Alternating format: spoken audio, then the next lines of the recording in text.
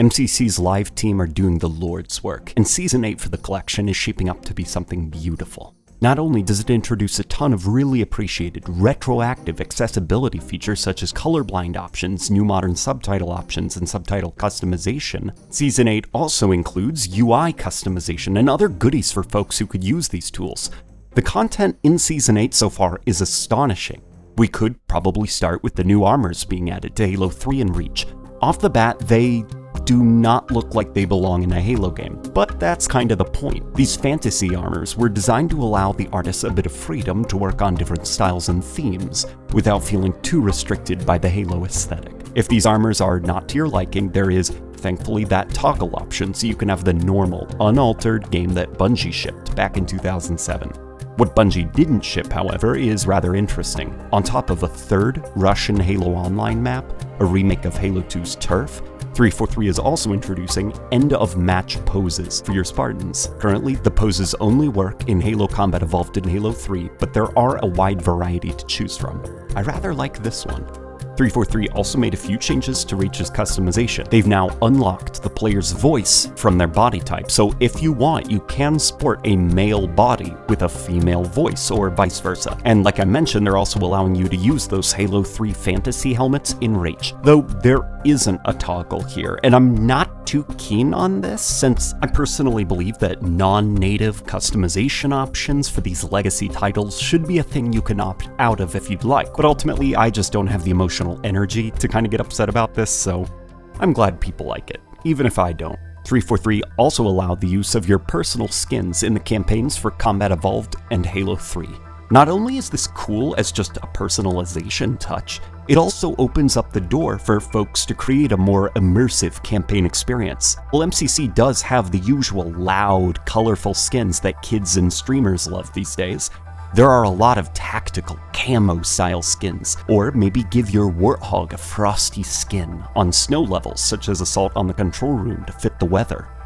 This is extremely cool to see, and huge props to the MCC team for doing this. That's not all though, because probably my favorite new addition to the MCC has to be the view model customization sliders. What is this, you may ask, and why should you care? Well, simply put, it's just for your own personal benefit. If Halo's view models never bothered you, you never noticed them, you can simply ignore this.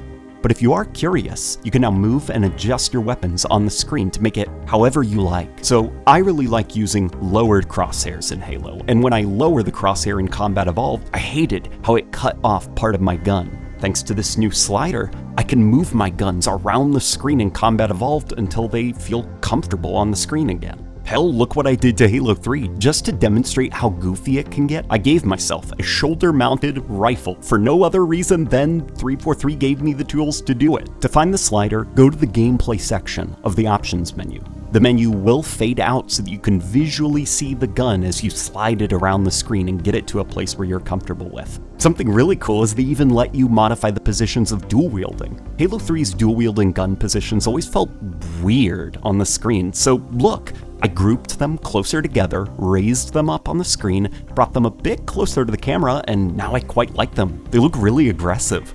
And yes, for Halo Combat Evolved, you can make the game look like Doom. This is all a lot of good stuff. But it would be irresponsible of me to not mention the big one that we all know the YouTubers will use to generate views, myself included. The Flood are now an enemy type that can spawn in Firefight. That means for the first time in the series' history, console MCC players will be able to have a proper Flood Firefight mode. This is incredibly in sync with general community desires, and to see the MCC team actually properly deliver this is, well, it's fantastic. They also allow for the ability to feature hostile elites in Firefight. What makes this noteworthy is that the elites were not enemies in ODST, and you can definitely tell. The AI here was designed for Halo 3's campaign where the elites are your buddies, and it does kind of feel like Marines when they turn hostile, the way the elites just kind of run at you. Every once in a while they may dodge, but for the most part they're very turret-like and kind of stiff. It's really cute, but you know what? This is a really cool addition. I am not complaining, this is really appreciated. 343 have also begun scattering golden Moa statues in Halo 3's campaign. New collectibles are being added. This is really cool. What we do have to talk about, though, unfortunately, is that with new MCC content, of course, comes some bugs and glitches. The hitching bug that was reported back in Season 7 of MCC wasn't fixed, and it's still not fixed here and has seemingly even spread to Halo 3. What I think's going on is it happens in any mode that accepts custom player skins. Thankfully, Postum's confirmed on Twitter that the MCC team is very much aware of this and they are tracking the bug, so at least they're not ignoring it. They know it's a problem. The new poses, while being really cool, seem rather inconsistent in the post-game lobby. They rarely show the correct player, they sometimes assign you the wrong pose. While MCC has had its fair share of ship it now, fix it later issues, I do hope that, like the view model slider, they hold this back until they can get it into a flawless state.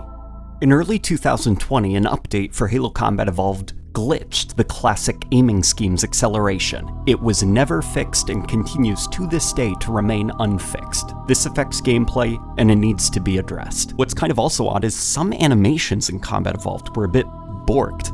Look at the poor shotgun. I'm not sure what's going on here. And finally, there's some older legacy bugs that affected Halo 3 when you run it at higher than 60 frame rates. The shadows kind of like freak out and I don't quite know what's going on, and the terminals are also missing important visual elements. Due to the MCC team being much smaller than the team working on Halo Infinite, they don't exactly have the resources to address every single issue that they introduce or legacy issues that have been in the MCC for a while, so what they tend to do is prioritize issues that are mass reported by the community on their website, Halo Support. That being said, it does kind of feel demotivating to report serious issues such as Halo CE hitching back during the MCC Season 7 flight and just see it not really be fixed, and here we are months later, and it's still a problem, and it's even spread to Halo 3. 343 promised us once upon a time they'll ship it when it's ready. Now it seems to be, we'll ship it, and then maybe we'll fix it later. Only if the bug's popular enough. And I'll be honest, it does kind of get irritating after a while. But I'll keep doing my part, I'll keep submitting my bug reports, and hopefully one day these issues are fixed. I encourage you guys to also report your bugs to the MCC support site, and keep your fingers crossed. Overall, the new MCC content is incredible, and the flight has been a blast to play through. I do believe this could possibly be one of MCC's best seasons ever. Polishing does need to be done before the content can be released, and while the MCC team have definitely proven they're willing to hold back certain things for polish, the same care not being extended to other parts of the game, such as poor Halo 2 in the current state it's in, Combat Evolved's classic aiming, and that hitching bug, makes me worried that the bugs I experienced here will just be shipped and not addressed. Obviously, I do report a lot of these issues to Halo support, but the fact that reporting them doesn't really mean they're gonna be fixed, or that they won't be fixed for well over a year after the initial report. It does make the act of reporting bugs a bit demotivating, because I'm not even sure if what I'm doing matters, you know? I hope I'm proven wrong though. MCC Season 8 is shaping up to be really cool. I really enjoyed this.